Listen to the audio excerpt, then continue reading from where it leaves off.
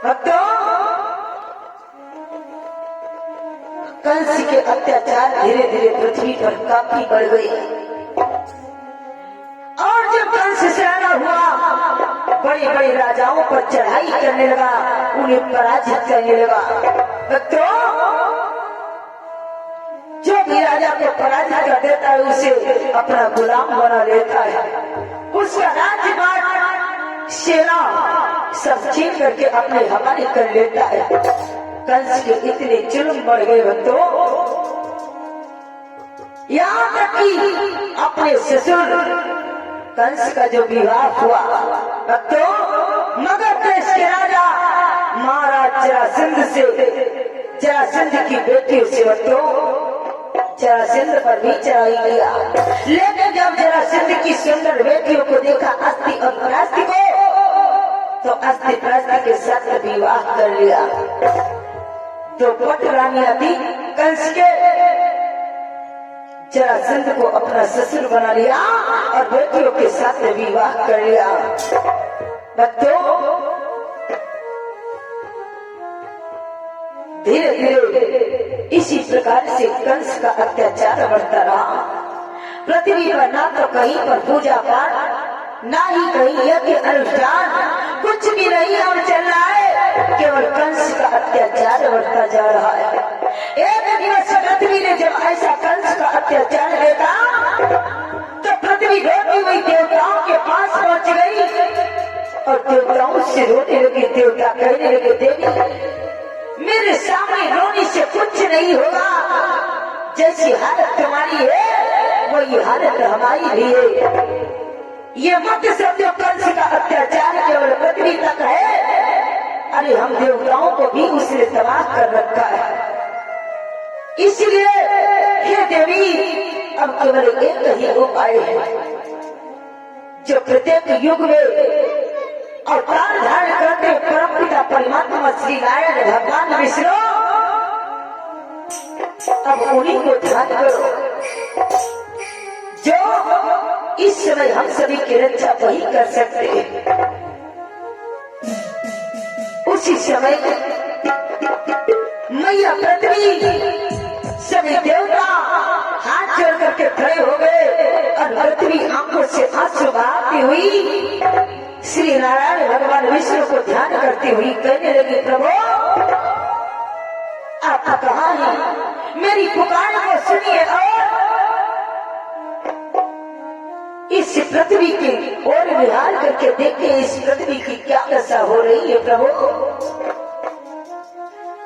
अगर आपने अब विलंब किया अवतार धारण करने में, तो ये पृथ्वी कंस के अत्याचारों से इतना नीचे दब जाएगी कि ये पृथ्वी पाताल लोक को चली जाएगी। प्रभु अरे सुनो कि पृथ्वी से पाप भारी, पृथ्वी से पाप भारी उठाया नहीं जाता, पृथ्वी से पाप भारी उठाया नहीं जाता।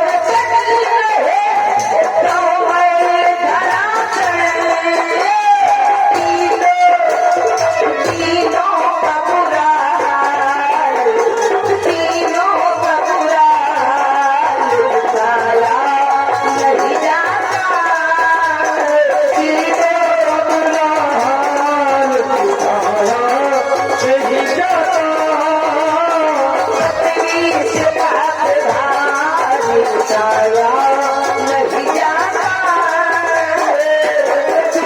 पाप धार माया नहीं जाता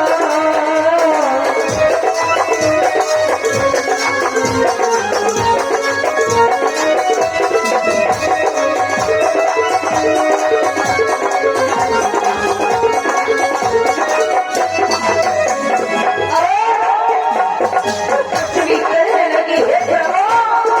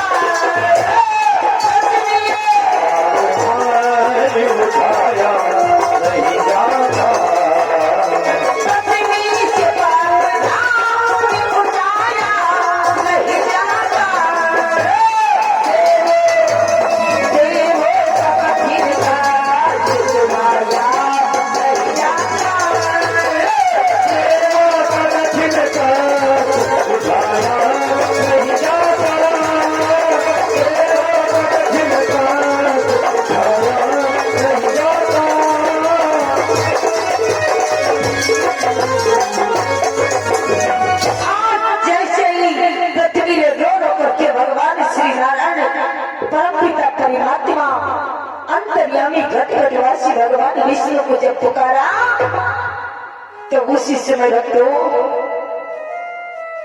भगवान विष्णु शेषैया पर उस समय लेटे हुए थे। अपने भक्तों की पुकार को, देवताओं की पुकार, मैया पृथ्वी की पुकार, ऋषि मुनि ब्राह्मणों की पुकार को जब ऐसे सुना तो उसी समय परम पिता परमात्मा अपने शेषैया को छोड़ दिया और देवताओं को धैर्य बनाने के लिए आकाशवाणी में बोलने लगे। वही जोरों से एक बिजली कड़कने की आवाज हुई और उसी आवाज के साथ साथ एक दूसरी आवाज आई। हो तो क्या भगवान ने सभी देवताओं से कहा, हे देवताओं, अरे सुनो कि हे देव करो, हे मुनिवृंद,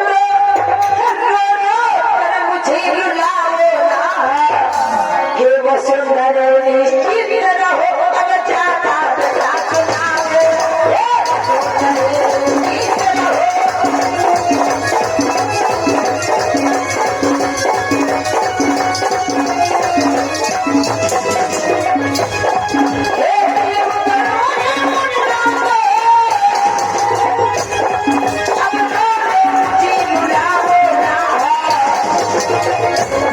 हे वसुंधरा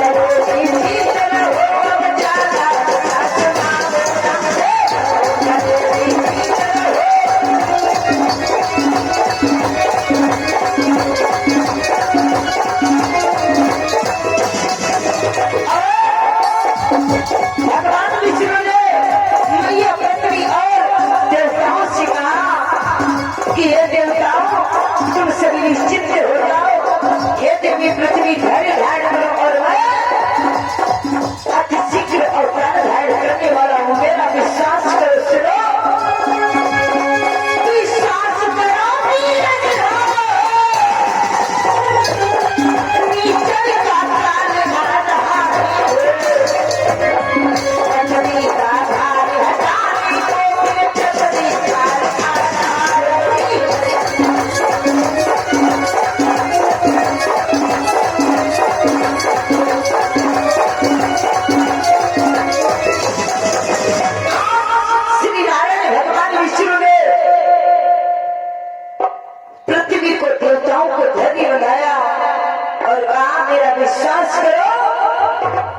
मैं अतिशीघ्र अब विलंब नहीं करूंगा। समय आने पर मैं पृथ्वी पर अवतार धारण करूंगा। तुम सभी जाकर के निश्चित हो जाओ। उस पापी कंस को मारने के लिए मैं पापी जल पृथ्वी पर अवतार लेने वाला हूँ। और जैसे ब्रह्मा जी ने ऐसा सुना, झूमने लगे, नाचने लगे, कहने लगे बधाई हो बधाई, भगवान अवतरित होने वाले हैं।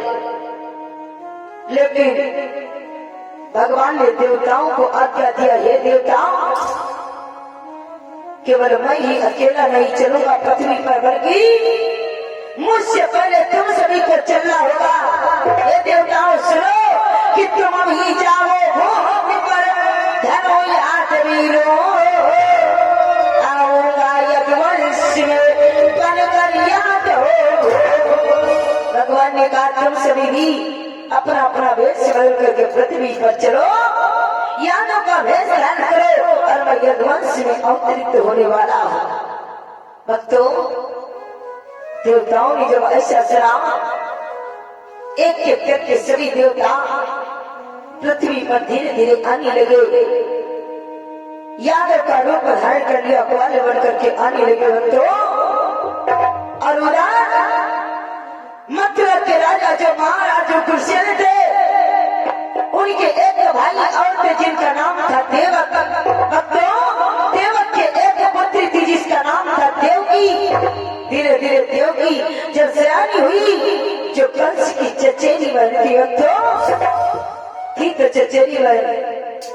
बोले दुर्गा मैया की, बोले सरस्वती मैया की, बोले काली मैया की। आइए ध्यान देंगे कथा की तरफ।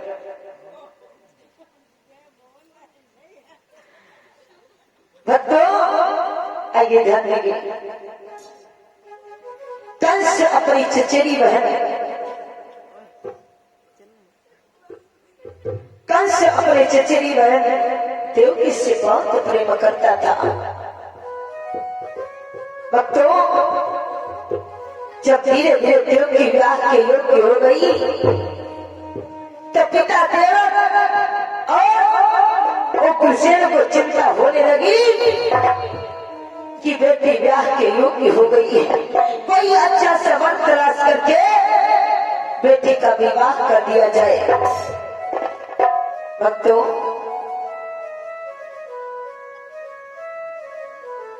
कंस ने जब ऐसा सुना मेरे बहन के योग्य वर ढूंढा जा रहा है, तो कंस अपने पिता उग्रसेन और चाचा देवक से कहने लगा, पिताजी, हे चाचा श्री, मैं अपनी बहन के लिए कोई अच्छा सा वर तलाश करूंगा और अपने पसंद के वर के साथ विवाह करूंगा।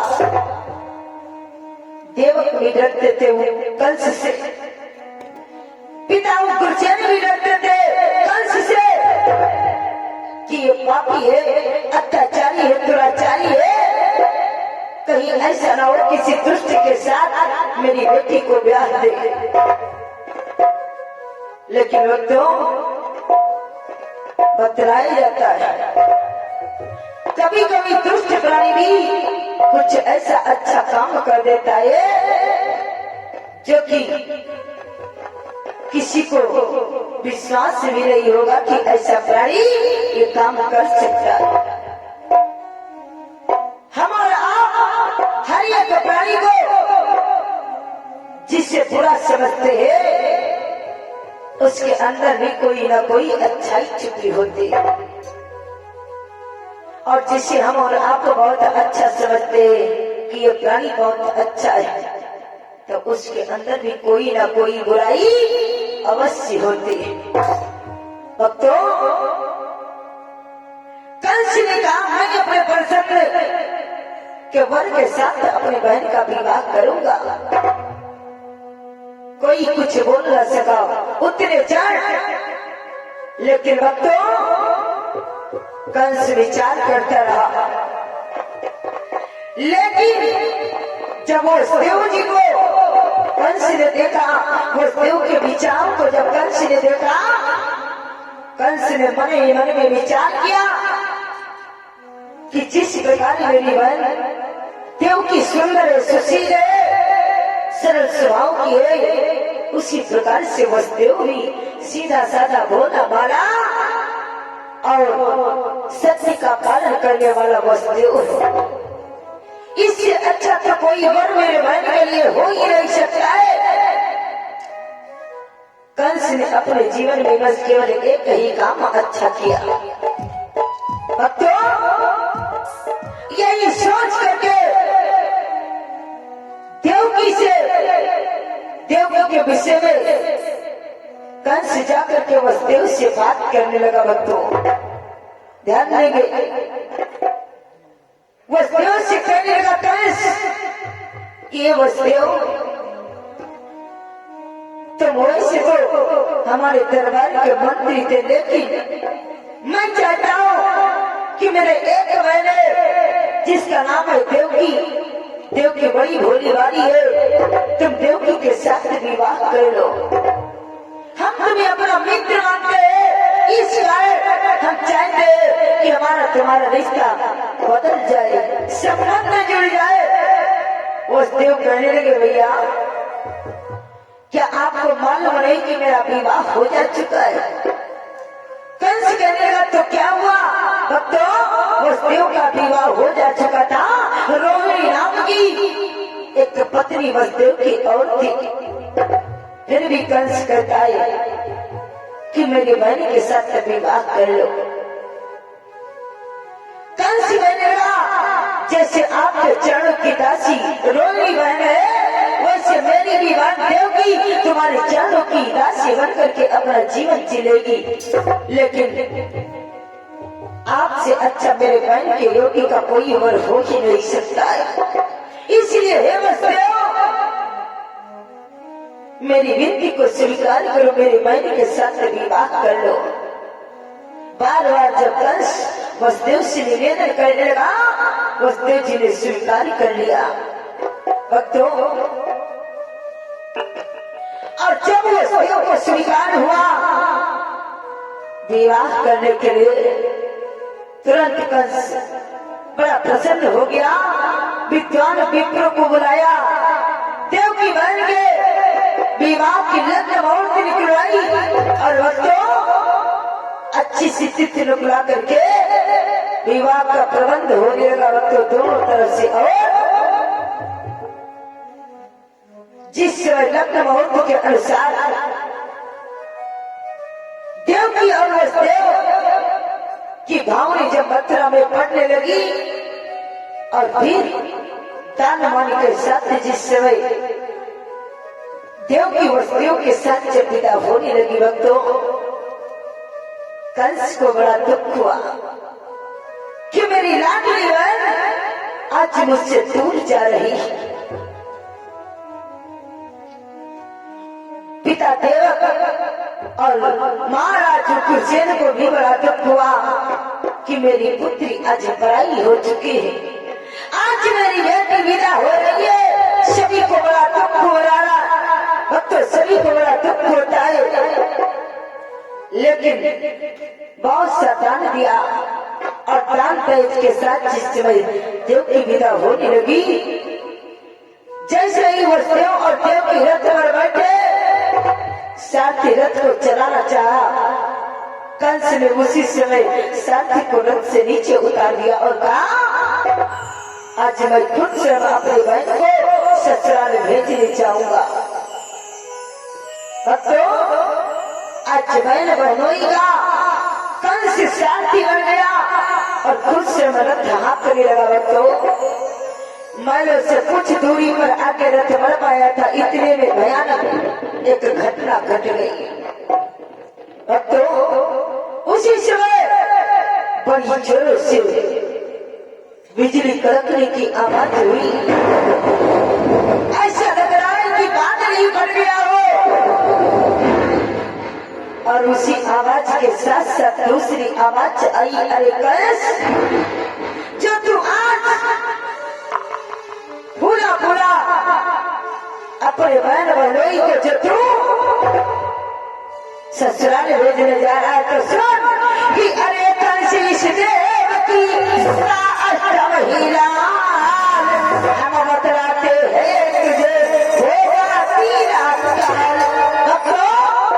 आकाशवाणी में बतलाया, अरे नराधम जिस तू देवकी को खुशी खुशी ससुराल भेजने जा रहा है, इसी देवकी की आखिरी संतान के द्वारा तेरा अंत हो जाएगा। और जैसे कंस ने ऐसा सुना, चारों तरफ मुड़ करके देखा, जब कोई नजर नहीं आया, कंस को ऐसा महसूस हुआ किसी ने कंस के कानों में कह दिया हो। कंस ने जब इधर उधर देखा, कोई जब दिखाई ना पड़ा, कंस जान गया इसका मतलब ये आकाशवाणी थी। और आकाशवाणी की बात कभी झूठी नहीं होती है। बोली सच्चिदानंद भगवान की जय। दादाजी के नींद आए, हाथ बांध करके मत बैठो, हाथ बांध करके बैठोगे नींद जरूर आएगी। हाँ, ये बात बोलिए दुर्गा मैया की। भक्तों, कंस जान गया अगर ये आकाशवाणी है तो आकाशवाणी की बात कभी झूठी नहीं जाती, ये सच होगा। उसी समय कंस के दिल को ठेस लगा कि अरे जिस बहन को मैं बचपन से लगा करके अभी तक अपने प्राणों के समान प्रेम करता चला आया, लेकिन आज उसी बहन के कारण मेरी जान चली जाएगी। कंस ने सोचा मैं इसे जीवित नहीं छोड़ सकता। आकाशवाणी ने बताया है कि इसके आखिरी पुत्र के द्वारा मेरा अंत होगा, लेकिन मैं अभी से देवकी को समाप्त कर दूंगा तो मेरा शत्रु मेरा काल कैसे जन्मेगा। इसी को सोच करके पीछे मुड़ गया कंस और देवकी मैया के लंबे लंबे केस थे, बालों को पकड़ लिया कंस देव की मैया के और रथ से तुरंत धकेल दिया।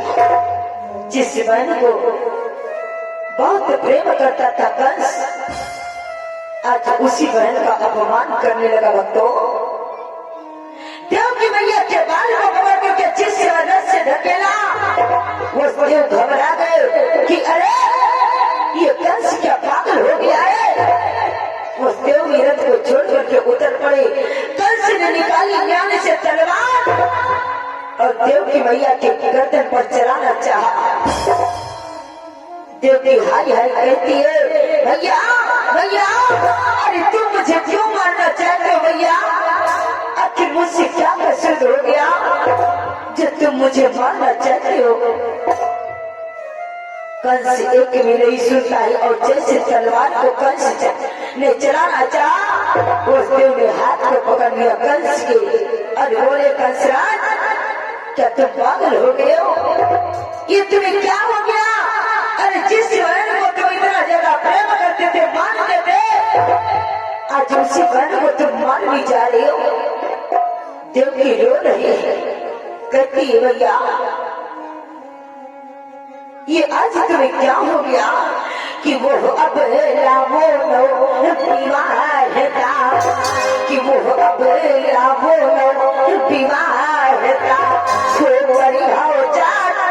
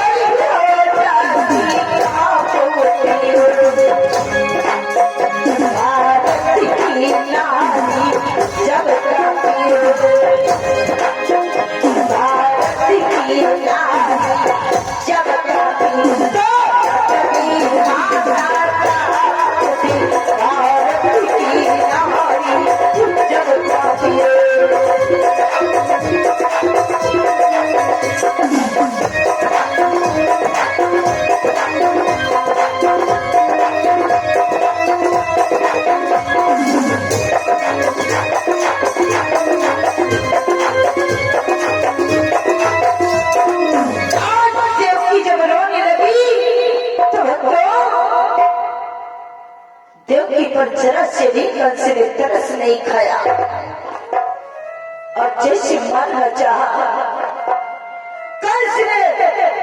कंस के हाथ को बस देव ने पकड़ लिया और बोले, मैं तुम्हें देव को मारने नहीं दूंगा। ये मत समझो कि तुम्हारी ही बहन है, बल्कि तुम भूल रहे हो कंसराज, अब तुम्हारी बहन देव की मेरी भी कुछ हो जा चुकी है। मेरी भी पत्नी है और अपने पत्नी की दशा इस प्रकार से मैं अपने आंखों से नहीं देख सकता। कंस कहने लगा, तो ठीक है, अभी तो मैं अपने बहन को मारने जा रहा था। अगर तुम अपनी पत्नी की दुर्दशा अपनी आंखों से नहीं देखना चाहते तो सुनो, तुम भी मरने के लिए तैयार हो जाओ। आज तक संसार में मैं सुनता चला आया कि जिस नारी का पति मर जाता है वो अपने पति के साथ नारी सती हो जाती है, लेकिन आज तुम संसार के पहले पुरुष कहलाओगे जो अपनी पत्नी के साथ में तुम सता हो जाओगे। अब मैं सबसे पहले तुम्हें ही मारूंगा। और जैसे इतना कह करके उस देव की तरफ तलवार को मारा, उस देव को मारना चाहा। देव की मैया झपट करके कंस के पैरों को पकड़ लिया और बोली, भैया मेरे पति को मत मारो।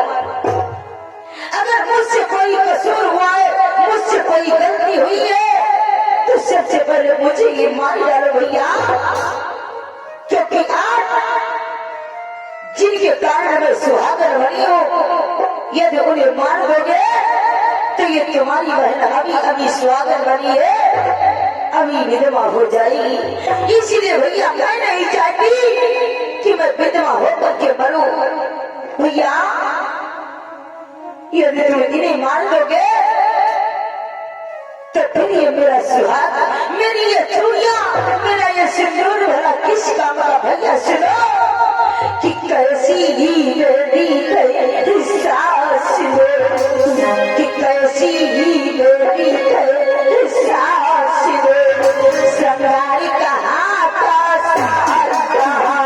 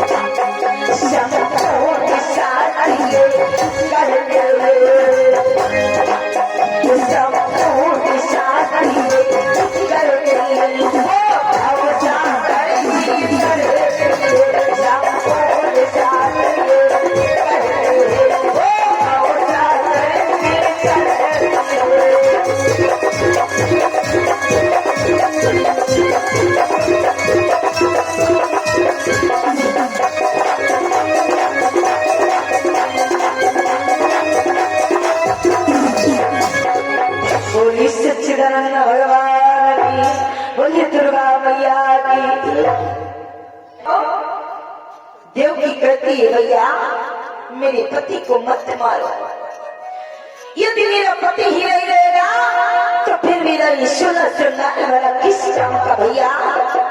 वेदों शास्त्रों ने बताया है, पुराणों का मत है कि जिस नारी का स्वाद समाप्त हो जाता है, पति पहले समाप्त हो जाता है, उस नारी का नरक में वास होता है। भैया सुनो, आप तो सब कुछ जानते हैं, मैं तो आपसे छोटी हूँ भैया। नारी वही भाग्यशाली कहलाती है जो अपने 16 श्रृंगार के साथ जिसका अंत हो जाता है। भैया सुनो कि नारी मरे पहले, क्योंकि अपने भैया से करती, भैया सुनो कि नारी मरे पहले सुहागन वही है, पहले सुहागन वही है, पिया जिसको चाहे सुहागन वही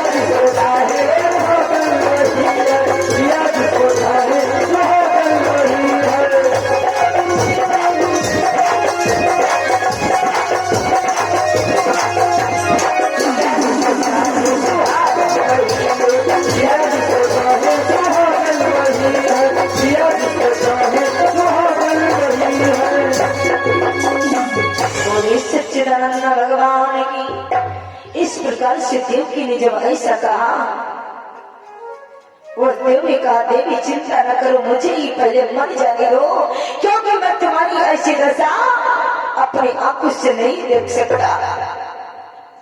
लेकिन फिर उस देव ने विचार किया, आखिर ये कंस इतनी जल्दी अपनी लाडली बहन को क्यों मारना चाहता है, इसका कारण तो जान लेना चाहिए। उस देव बोले, ठीक है, अगर तुम देवकी को या मुझे ये मारना चाहते हो तो मान डालो, कोई बात नहीं, लेकिन मरने से पहले हम दोनों का दोष तो बता दो, आखिर हम दोनों का कसूर क्या है। तब उस समय कंस कहने लगा, क्या तूने अभी सुना नहीं? उस देव ने कहा, क्या? और वक्त तो ये बात तो सच है कि जब आकाशवाणी हुई, वो आकाशवाणी केवल कंस को ही सुनाई पड़ी, देव की वस्तुओं को नहीं।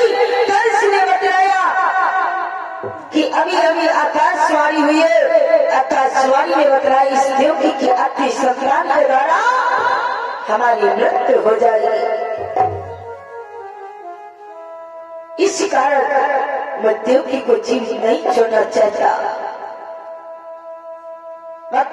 उस देव ने जब ऐसा सुना, उस देव जान गई इसका मतलब अगर आकाशवाणी ने यह बात कही है तब जरूर इसमें कुछ परम पिता परमात्मा अपनी लीला दर्शाना चाहते हैं। इस कारण देवकी को इस समय जीवित रखना बहुत जरूरी है। उस देव ने कहा, ठीक है, अगर आकाशवाणी ने तुमको बतलाया कि देवकी की अति संतान के द्वारा तुम्हारी मृत्यु होगी, तो तुम देवकी को क्यों मारना चाहते हो? मैं तुमसे वादा करता हूँ, तुम्हें वचन देता हूँ, देवकी की अति संतान तुमको दे दूंगा, चाहे तुम मारना या पालना, ये तुम्हारी मर्जी होगी। लेकिन देवकी को क्यों मारते हो? कंस कहने लगा नहीं वसुदेव। वसुदेव कहने लगे क्या अब तुमको मुझ पर विश्वास भी नहीं रहा? कंस कहने लगा विश्वास तो है। वसुदेव कहने लगे अगर तुमको इतना भी विश्वास नहीं है तो मैं तुम्हें वचन देता हूँ देवकी की एक एक करके मैं तुम्हें 8 संतान दे दूंगा, लेकिन देवकी को मत मारो, देवकी का कोई कसूर नहीं है। कंस ने जो ऐसा सुना, कंस ने मन ही मन विचार करने लगा कि वसुदेव सत्यवादी जो करता है वो करता है। कंस कहने लगा ठीक है मैं देवकी को नहीं मारूंगा, लेकिन अब तुम दोनों को तब तक के लिए अपने घर नहीं जाना है जब तक मेरा शत्रु जन्म न ले ले। वसुदेव कहने लगे तो फिर मैं क्या करूं? कंस कहने लगा तुम दोनों को हमारी इस मथुरा में ही रहना होगा और महलों में नहीं बल्कि कारागृह में तुमको रहना होगा। बुलाया उसी समय मंत्रियों को और देवकी वसुदेव को कारागृह में डलवा दिया, फाटकों के अंदर कैद करा दिया, हाथों पैरों में हथकड़ियां बेड़ियां लगवा दिया, पहरेदारों को लगा दिया पहरेदारी करने के लिए।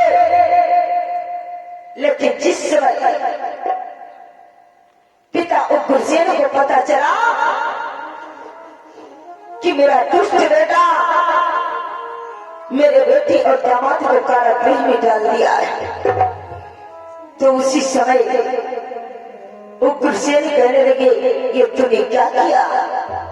अभी अभी मेरे बेटी का विवाह हुआ है और तूने बेटी और दामाद को कारागृह में डाल दिया, आखिर उनका दोष क्या है? जा इसी समय कारागृह से मुक्त कर। कंस कहने लगा ऐसा नहीं हो सकता।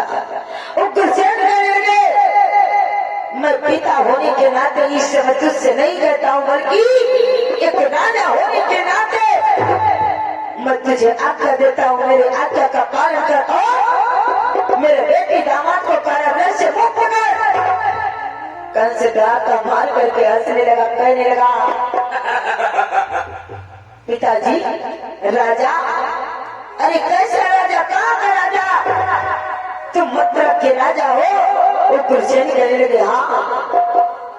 कंस कहने लगा अब तुम बूढ़े हो जा चुके, अब इस मथुरा का राज्यभार संभालने की योग्य नहीं रहे, अब तुम्हारा समय जाओ जा करके अब भजन करो अपने मुक्ति के लिए। उसी समय झपट करके पिता के सिर से उग्रसेन के सिर से कंस ने अपने हाथों से झपट करके राजसी मुकुट को उतार लिया और आज्ञा दे दिया मंत्रियों को इस बूढ़े को भी ले जाओ कारागृह में डाल दो। वक्त कारागृह में उग्रसेन को भी डलवा दिया कंस ने और अपने हाथों से राजसी मुकुट अपने सिर पर रख लिया और सारी राज्य में ऐलान करवा दिया कि आज से मथुरा का राजा उग्रसेन नहीं बल्कि कंस है। उसी समय अपने नाम से राज्य चलाने लगा कंस। तो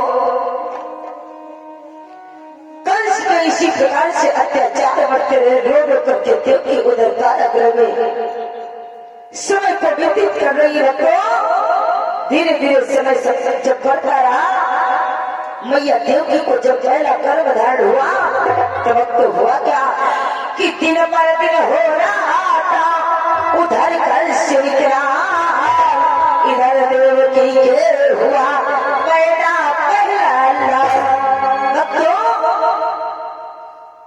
मैया देवकी का जब पहला गर्भ पूरा हुआ, देवकी मैया के द्वारा प्रथम संतान का जन्म हुआ। वो देव उसी समय बोले देवी लाओ ये अपना पुत्र हमको दे दो। देवकी ने कहा स्वामी मैं ये अपना पहला पुत्र मैं तुम्हें नहीं दूंगी। उस देव कहने लगे लाओ देवी हमें कंस का ऋण चुकाना है। सुनो कि वसुदेव बोलो हे देवी, कि वसुदेव बोलो हे देवी लाओ ऋण भुगता।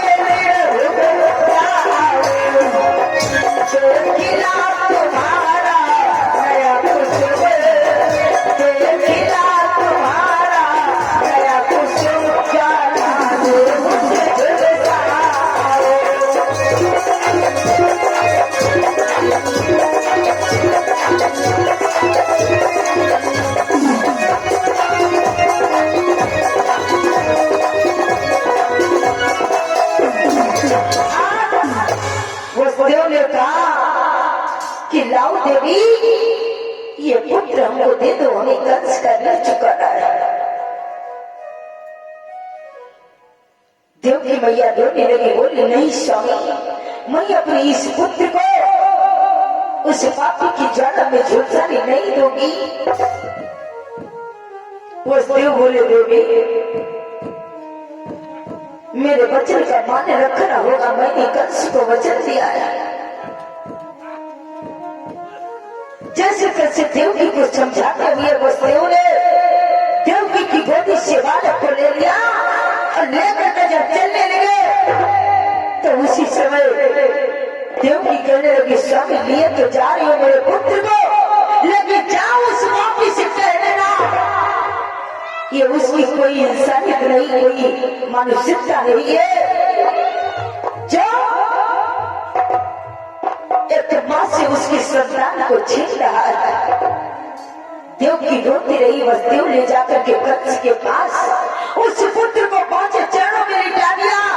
कंस उस समय राज दरबार में कुछ बैठा विचार विमर्श कर रहा था और वो हाथ जोड़ करके बोले, महाराज ये देवकी की प्रथम संतान है जो आपके चरणों में अर्पण है।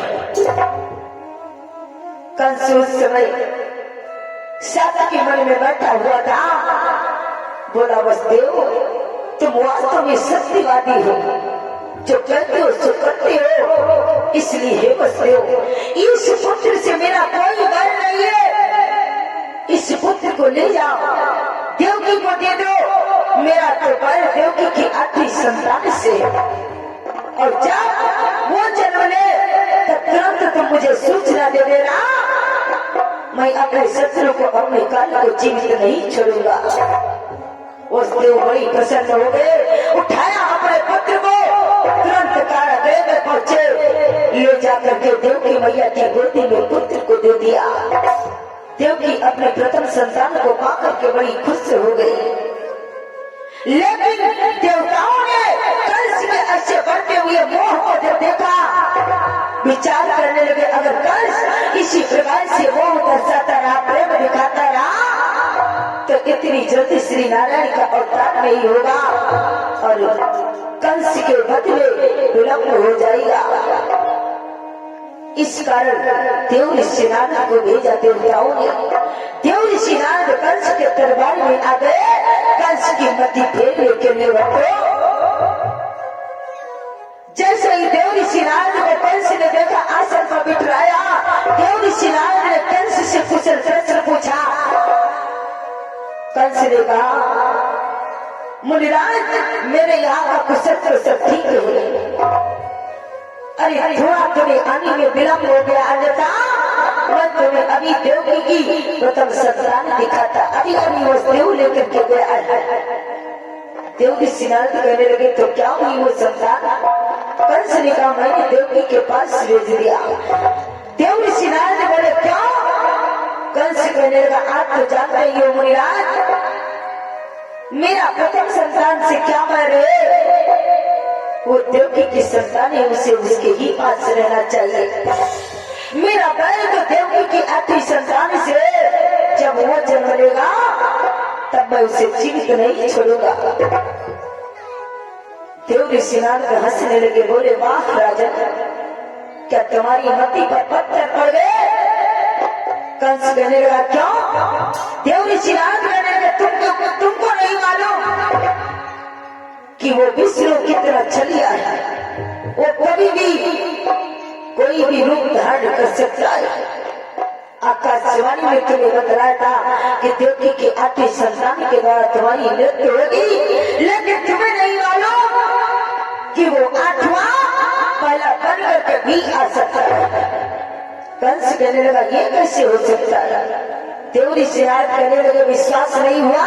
कंस कहने लगा नहीं। उसी समय देव ऋषि नारद कहने लगे अभी तुम्हें विश्वास हो जाएगा। पृथ्वी पर बैठ करके गोल आकार में 8 लकीरों को खींच दिया और बोले देव ऋषि नारद कि राजन इन्हें गिन करके मुझे बताओ, इनमें से कौन पहली है और कौन 8वीं है। देव ऋषि नारद के बातों को सुन करके कंस जब उधर से गिरता है तो इधर की आखिरी पड़ती है, और जब इधर से गिरता है तो उधर की आखिरी पड़ती है। कल से बोला ये क्या है? देवरी सिनार करने लगी, ये विष्णु का वही जाल है जो आत्मा पहला बनकर के भी आ सकता है, जिसको तुमने जीवित छोड़ दिया। कंस की बुद्धि में ये बात बैठ गई। उसी समय बहुत बड़ा कारागृह की और और उस समय मैया देवकी गोदी में लिए अपने पुत्र को खिला रही थी, चुपा रही थी। इतने में कंस पहुंच गया, गोदी से बालक को छीन लिया और उसी कारागृह में एक बड़ी सी पत्थर की शिला रखी हुई थी। उसी पत्थर की शिला पर कंस ने देवकी मैया के दूध हुए 9 शिशु बालक के पैरों को पकड़ करके पटक दिया। उसके प्राणों का अंत हो गया। इसी प्रकार से धीरे धीरे समय बीतता रहा। मैया देवकी ने जब दूसरा गर्भ धारण किया, दूसरी संतान यानी कंस ने उसको भी मार दिया। एक एक करके कंस ने देवकी मैया की 6 संतानों को समाप्त कर दिया। तो कि एक एक करके हुई 6 संतान समाप्त।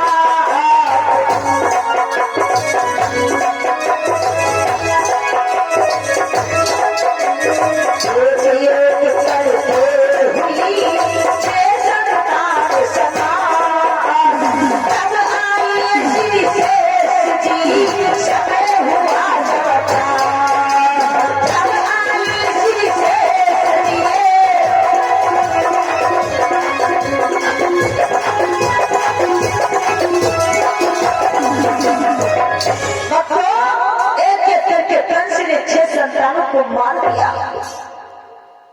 देवकी मैया की 6 संतानों को कंस ने जब समाप्त किया, हर बार देवकी वसुदेव हाई हाई करके रह जाती अपना कलीजा पकड़ करके।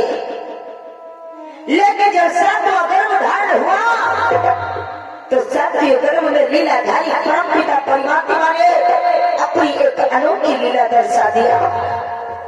गर्भ जब पूरा होने का समय हुआ, उसी समय श्री नारायण भगवान विष्णु ने अपनी माया को आज्ञा दिया कि हे माया, तुम इसी समय कारागृह को चली जाओ और मथुरा की कारागृह में इस समय देवकी मैया को जो 7वां गर्भ धारण है, उस देवकी मैया के 7वें गर्भ को निकाल करके रोहिणी मैया के गर्भ में प्रवेश कर दो और 8वें गर्भ में मेरा आगमन हो रहा है।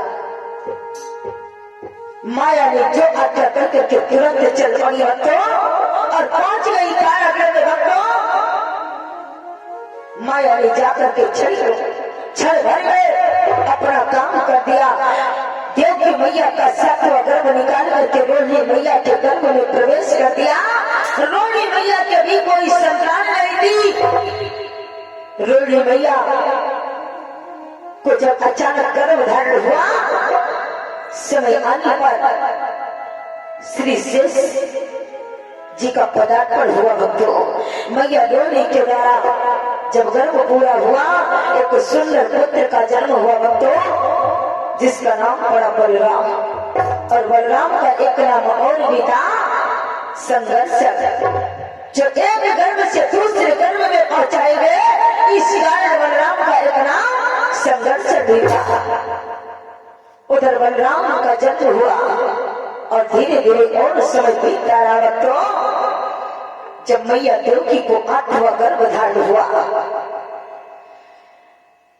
8वां गर्भ जब मैया देवकी ने धारण किया, धीरे धीरे 8 महीने व्यतीत हो गए।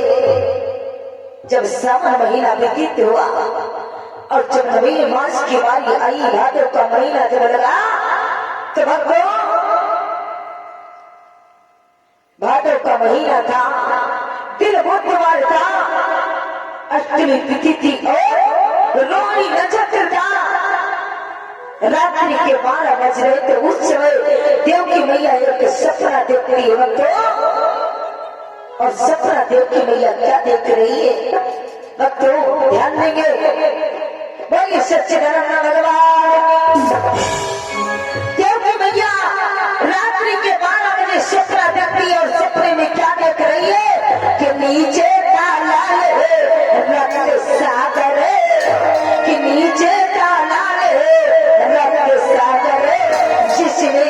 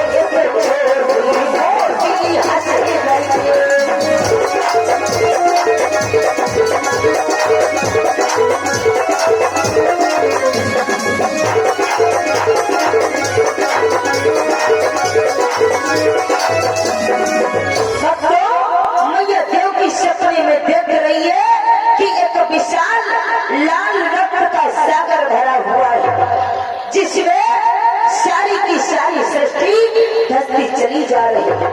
दुर्गा मैया की बोलिए, कैसे करेंगे लाल की बोलिए, भगवान की।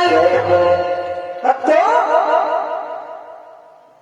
मैया देव की देख रही है कि एक विशाल कुंड भरा हुआ है जो रक्त से भरा है, और उसमें उस कुंड में सारी की सारी सृष्टि धसती चली जा रही है, और उसी कुंड से एक नीले रंग का प्रकाश निकला।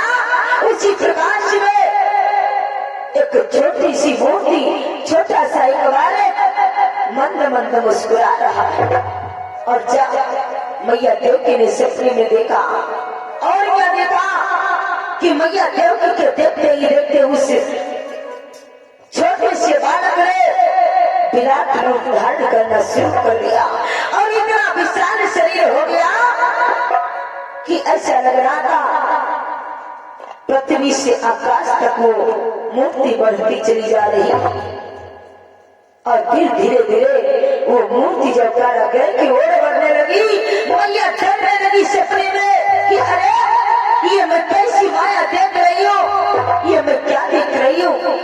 जब वो मूर्ति मैया देवकी की ओर बढ़ने लगी, मैया सोते सोते अचानक सपने में बोल उठी कि अरे तू कौन है, वहीं पर ठहर जा, जो मुझे तू इतना भयभीत कर रहा है, पहले तू अपना परिचय बता, आखिर तू है कौन। उसी समय भगवान बोले, मैया अरे क्या मैं ही तुमको बताऊं कि मैं कौन हूँ, मुझे पहचानो मैया।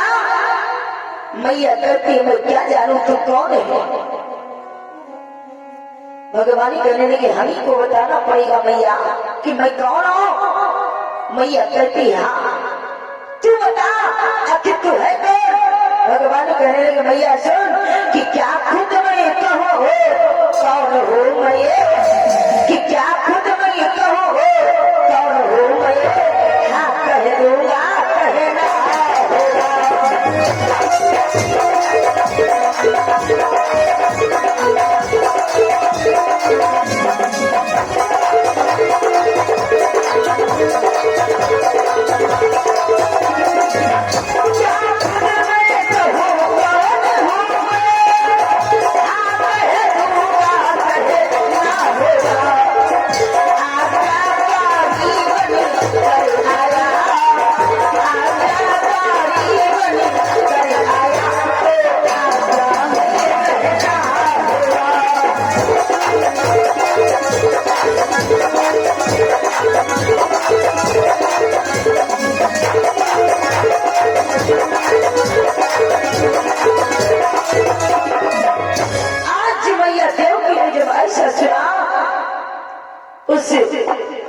विराट मूर्ति ने कहा मैया मैं तो तेरा आज्ञाकारी बनकर के आ रहा हूँ, क्या मैं ही तुझे अपना पूर्ण परिचय बताऊं कि मैं कौन हूँ। अरे मैया मुझे पहचान, मैं तेरा ही बनकर के आ रहा हूँ मैया। मैया कहने लगी आखिर मैं क्या समझूं, क्या जानू, तू क्या कह रहा है। मेरे तो कुछ नहीं समझ में आ रहा है। सपने में ही मैया और श्री नारायण की बातचीत हो रही भक्तों। मैया जब पहचान नहीं पाई, ज्यादा जब भयभीत हो गई मैया देवकी, तो उसी समय मैया के आंखों से आंसू बहने लगे। और जब त्रिलोकीनाथ ने माता के आंसुओं को देखा, बोले मैया तू रोना ना कर, मैं अपना परिचय खुद से बता रहा हूँ। सुन मैया मैं कौन हूँ, कि मैं क्या हूँ, लाता हूँ। आज भगवान अपना परिचय बतलाने लगे और बोले सुन मैया कि मैं क्या हूँ, लाता हूँ, कि मैं क्या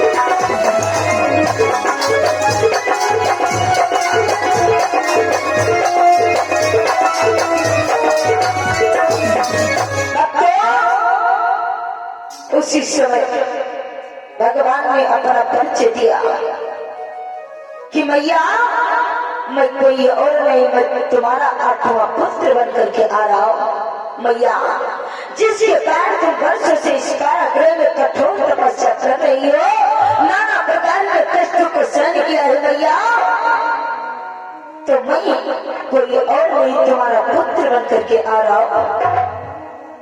मैया ने जब ऐसा सुना, सपने में बड़ी मग्न हो गई, बड़ी प्रसन्न हो गई।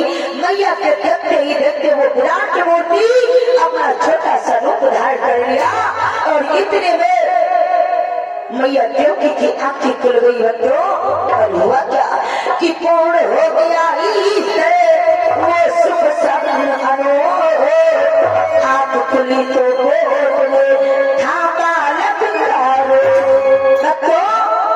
मैया देवकी का जब सपना पूरा हुआ, आंख खुल गई। मैया देवकी ने क्या देखा कि गोदी में नन्हा सा शिशु बालक है। ध्यान देना तो जयकारा को लगाओ और बुआ को जगाओ। बुआ जग जा भोर हो गया।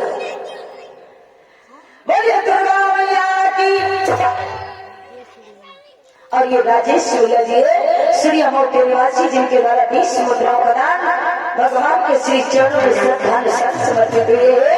भगवान ने सब जानकारी और इन्हें धन धान्य की प्राप्ति कराई, यही भगवान से कामना है। बोलिए दुर्गा मैया की, बोलिए कृष्ण कन्हैया लाल की, बोलिए कृष्ण कन्हैया लाल की। भक्तों ब्रह्म कभी गर्भ से जन्म नहीं लेता, बल्कि ब्रह्म हमेशा प्रकट होता है। आज त्रिलोकीनाथ परम पिता परमात्मा ने अपना मानव शरीर धारण कर लिया और भगवान प्रकट हो गए।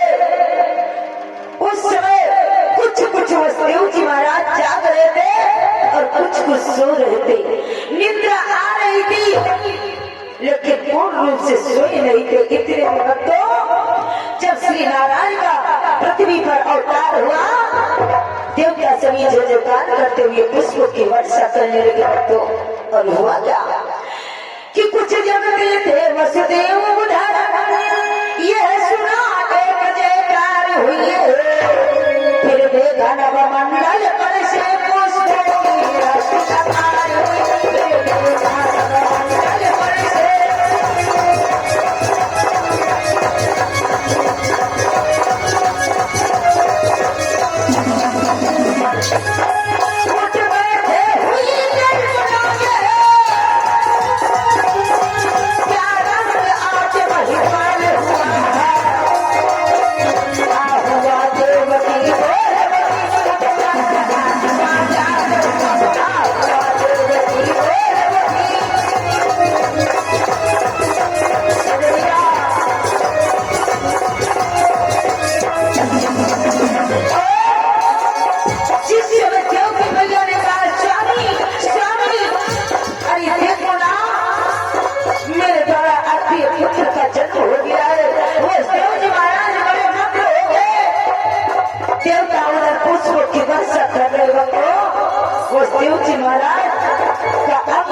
खुशी में झूम रहा है।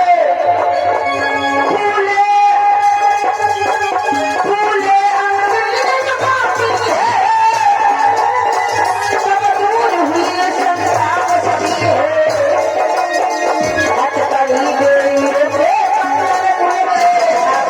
आप सभी है।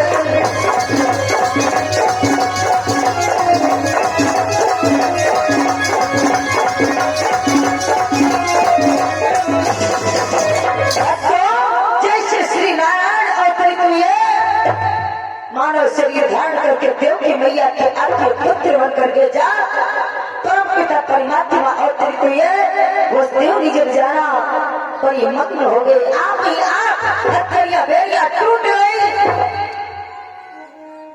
और भगवान की माया से सभी पहरेदार उतने चढ़ सो जा चुके थे और फाटकों के ताले खुल गए। और फिर भगवान ने पिता वसुदेव से कहा कि हे पिताश्री, एक काम तुम्हें अतिशीघ्र करना होगा। वसुदेव बोले क्या? भगवान ने क्या कहा सुनो पिताजी, कि गोकुल पहुंचाओ पिता मुझको, नंदरानी यशोदा के कहने और तरी वहां माया मेरी ले आओ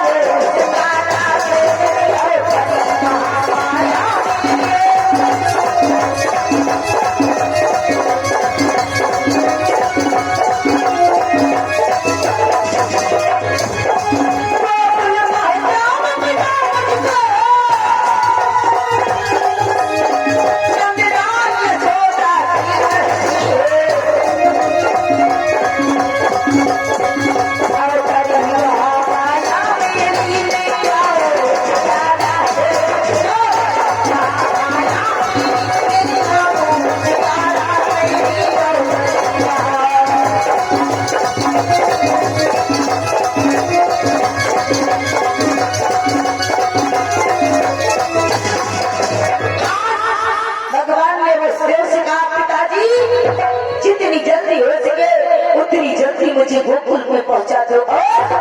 गोकुल में नंद बाबा के मेरी माया कन्या के रूप में चली हुई है, उसे इस कार्यक्रम में ले आओ और मुझे नंद बाबा के यहाँ मैया यशोदा के पास में पहुंचा दो। वसुदेव जी महाराज ने जब ऐसा सुना, वसुदेव की आंखें भर आई। देव की मैया रोने लगी कि मेरा आठवां पुत्र, मेरी अंतिम निशानी, वो भी आज मुझसे दूर चली जाएगी। सभी लोग मीठी मीठी तालियों को बजाते हुए बोलेंगे, लेकिन वह तो वसुदेव जानते ही इस पुत्र को जैसा ये पुत्र चाहता है वैसा इस समय होना बहुत जरूरी है, अन्यथा यदि कंस जान पाएगा तो इसको जीवित नहीं छोड़ेगा। भक्तों कि जन्मे हो श्री भगवान हो, सभी लोग मीठी मीठी तालियों को बजाते हुए भगवान के जन्मोत्सव की खुशियां मनाएंगे कि जन्मे हो श्री भगवान हो, सारा कहती महलिया जन्मे हो श्री भगवान हो।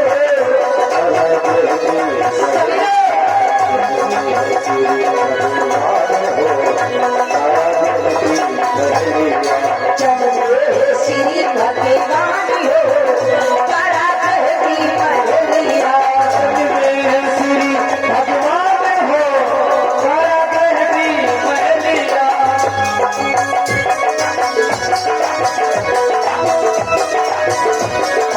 कहती महलिया प्रेमी महलिया, कहती महलिया तारा कहती महलिया। कहती महलिया प्रेमी महलिया, चले श्री भगवान हो, तारा कहती महलिया। जन्मे श्री भगवान हो, तारा कहती महलिया। जन्मे श्री भगवान हो, तारा कहती महलिया।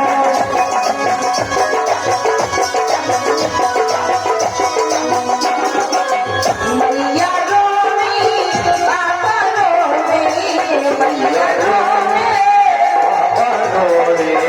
मैया रोमी बाबा रोमी, कैसे को आने दिया तेरी हो, कैसे को आने दिया तेरी हो, तारा कहती महलिया जन्मे श्री भगवान हो, तारा कहती महलिया।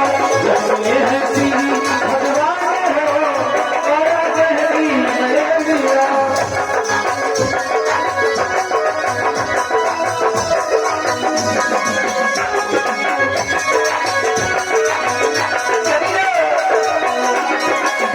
हाथ हाथ कैसे छूटे, हाथ हाथ कैसे छूटे, हाथ हाथ कैसे छूटे, कैसे को छूटे मेरी तारी हो, कैसे को छूटे मेरी तारी हो, तारा कहती महलिया जन्मे श्री भगवान हो, तारा कहती महलिया।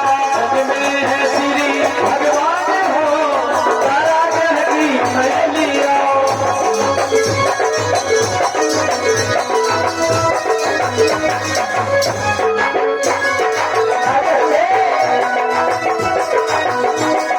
चलती अनीता पुकार सुनी भगवानी, चलती अनीता, सुनि भगवान, चलती अनीता पुकार सुनी भगवानी, झटी सोई गई पहले तारी हो, झटी सोई गई पहले तारी हो, तारा कहती महलिया जन्मे श्री भगवान हो, तारा कहती महलिया। जन्मे श्री भगवान हो, तारा कहती महलिया। श्री भगवान हो, तारा कहती महलिया। श्री भगवान हो, तारा कहती महलिया। श्री भगवान हो, तारा कहती महलिया। तारा कहती महलिया, तारा कहती महलिया। तारा कहती महलिया। बोलिए कृष्ण भगवान की, बोलिए सच्चिदानंद भगवान को, बोलिए मथुरा धाम की, बोलिए वसुदेव जी महाराज की, बोलिए देवकी मैया की। उसी समय भक्तों वसुदेव देवकी को बड़ा दुख हुआ, लेकिन वसुदेव ने धैर्य धारण किया कि इस समय अपने इस पुत्र को कारागृह से गोकुल पहुंचाना ही होगा। भक्तों तुरंत देवकी मैया की गोदी से ले लिया अपने पुत्र को और उसी कारागृह में एक टोकरी रखी हुई थी। उसी टोकरी में अपने पुत्र को लिटा लिया, त्रिलोकीनाथ को लिटा लिया बच्चों, और लेकर के जिस समय तुरंत वसुदेव जी महाराज कारागृह से जब चलने लगे, फाटकों के ताले खुल गए और ये राज सभी सो गए। देवकी मैया रोने लगी, हाय हाय करने लगी। वसुदेव ने धैर्य बनाया, देवी ये समय रोने का नहीं है, धैर्य से काम लेने का है। इसलिए देवी अगर इस पुत्र को जीवित देखना चाहती हो तो इस समय से विदा करना ही होगा। उसी समय देवकी मैया अपने हृदय को कठोर करके भगवान के मस्तक को चमकाने लगे और बोली, जाओ मेरे लाल, यदि इस मैया का तो दूध नहीं मिल सके तो कोई बात नहीं, जाओ गोकुल में गैया मैया का दूध बहुत है। इस प्रकार से आंखों से आंसू बहाती हुई देवकी मैया ने अपने आठवें पुत्र को विदा कर दिया। और जिस समय वसुदेव जी महाराज कारागृह से बाहर निकले, बापी जल वसुदेव जी महाराज चलते हुए जा रहे गोकुल की ओर। जब मथुरा नगरी के बाहर निकले, घनघोर काली रात्रि थी। भगवान के अवतार की खुशियां सभी मेघ भी मना लेते, पौधा दमक रहा था, बिजली भी कड़क रही थी, हवा भी साई साई चल रही थी। धीरे धीरे बारिश भी होने लगी, बूंदें पड़ने लगी। वो देव जी महाराज अपने पुत्र को लिए जा रहे थे। जब यमुना जी के तट पर पहुंचे, श्री शेष जी ने देखा कि हमारे प्रभु तो भीग रही है। उसी समय श्री शेष जी अपने वन का छत्र बना करके वसुदेव जी महाराज के साथ ही साथ चल रहे। और जिस समय यमुना जी में प्रवेश किया वसुदेव जी महाराज, यमुना मैया ने सोचा, अरे ये तो त्रिलोकीनाथ चुपके से निकले जा रहे, यही समय है इनके चरणों को छूने का, अपने जीवन को धन्य बनाने का। उसी समय जो जो भक्त वसुदेव जी महाराज आगे को बढ़ाते हैं, यमुना मैया अपने बेटी को ऊपर को बढ़ा रही है, धारा बढ़ती चली जा रही है। धीरे धीरे जब कंधों तक जल पहुंचा और देव जी महाराज सोचने लगे, क्या ये भी मेरा पुत्र मेरे हाथों से निकल जाएगा? यमुना क्या इस पुत्र को भी डूबो देगी?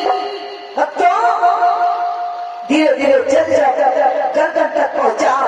वसुदेव और भी भयभीत हुए। जब यमुना मैया की धारा वसुदेव के मुख तक पहुंची, वसुदेव जान गए अब मेरे प्राण नहीं बचेंगे। लेकिन जब अपने पिता को व्याकुल होते हुए त्रिलोकीनाथ ने देखा, उसी समय टोकरी से अपना चरण नीचे को लटका दिया। यमुना मैया ने परम पिता परमात्मा त्रिलोकीनाथ के चरणों को छुआ और उसी समय अपने श्रम को शांत कर लिया और वसुदेव के आगे जाने का मार्ग दे दिया। यमुना मैया ने तुरंत वसुदेव जी महाराज यमुना मैया को पार करते हुए पहुंच गए गोकुल। और जैसे नंद बाबा के मंदिर में प्रवेश किया वसुदेव जी महाराज, यशोदा मैया के सैन्य कक्ष में पहुंचे वसुदेव जी, तो क्या देखा कि कुछ क्षण पहले की जन्मी हुई माया रूपी कन्या मैया यशोदा के पास में लेटी हुई थी। तुरंत वसुदेव जी महाराज अपने पुत्र को यशोदा मैया के दूसरे ओर लिटा दिया और माया रूपी कन्या को उसी टोकरी में रख लिया और अपने लाल के मस्तक को चमकाते हुए वसुदेव जी महाराज विलंब नहीं किया, अति शीघ्र गोकुल से चल गए मथुरा की ओर। और जैसे वसुदेव जी महाराज कारागृह में पहुंचे तो हुआ क्या, इसी के आगे की पावन कथा आप लोग कल दिन की मेला में श्रवण करेंगे। बच्चों, पूतनावत और भगवान की बाल लीला, तृणाव्रत, बध, सत्यासुर वध, बकासुर, वृत्तासुर वध, और यमुना अर्जुन का उद्धार कराते हुए भगवान कैसे पुरा गोकुल को छोड़ करके वृंदावन में वास करते। कल आप लोग बाल लीला वृंदावन वास की पावन कथा श्रवण करेंगे और कल रात्रि के वेला में कालिया मर्दन की पावन कथा सुनेंगे। काली नाग को नाचने किस प्रकार से भगवान श्री कृष्ण काली कुंड को जाते हैं, ये पावन कथा कल आप लोग रात्रि की वेला में श्रवण करेंगे। आइए, भगवान का अवतार हुआ है, एक मांगलिक गीत हो जाए। और वैसे तो घर में जब कोई बालक का जन्म होता ही हमारी माताएं वाली बुआ जी, दीदी जी, फूफू जी सब लोग पुत्र के जन्म के खुशी में निछावर करते हैं। तो आज भगवान का जन्म हुआ ही तो आज आप लोग कंजूसी न करें, थोड़ा निछावर जरूर करते हैं। और खास करके परीक्षित जी महाराज, ये जवानी जी, आलोक सिंह भैया जी, उनसे भी कहना है आज भगवान का अवतार हुआ ही, भगवान के अवतार में आप भी थोड़ा निछावर करेंगे। बोले दुर्गा मैया की पचावी कान्हा, कि पचावी कान्हा बांसुरी धीरे धीरे, पचावी कान्हा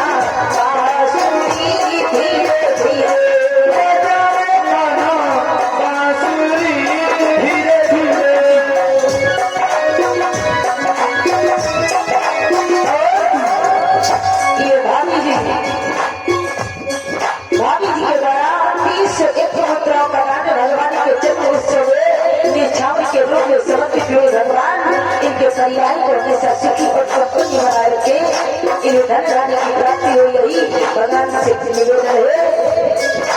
और दीदी जी के द्वारा और माता जी के द्वारा आलोक सिंह वर्मा भैया जी की माता जी के द्वारा 200 मुद्राएं भगवान के निछावर में समर्पित हुए हैं। भगवान का कल्याण करे और परिवार हमेशा हरा भरा रहे, यही भगवान से कामना है। और बहन के द्वारा 20 मुद्राएं निछावर के रूप में समर्पित हुए भगवान का कल्याण करे और जीवन मंगल में बना रहे। पचावी कान्हा बांसुरी धीरे धीरे,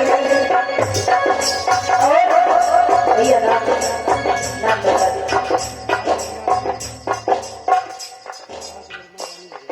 और ये सुभाष वर्मा भैया जी है, रानी बाजार के निवासी, 500 मुद्राओं का दान भगवान के निछावर में समर्पित किया ही। भगवान इन्हें सद्बुद्धि ज्ञान प्रदान करें, इन्हें धन रानी की प्राप्ति हो, यही भगवान से कामना है।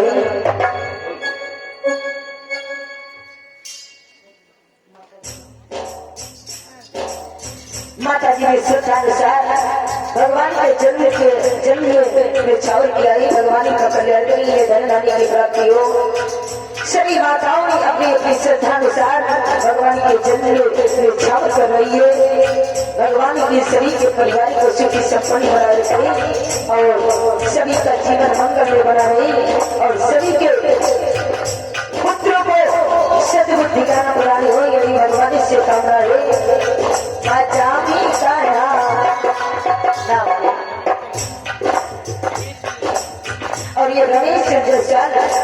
भैया जी के द्वारा ये समुद्राए भगवान के जन्म उत्सव में समर्पित हुए भगवान ये सदबुद्धि ज्ञान प्रदान करें, जीवन मंगल में बना रहे, यही भगवान से कामना है।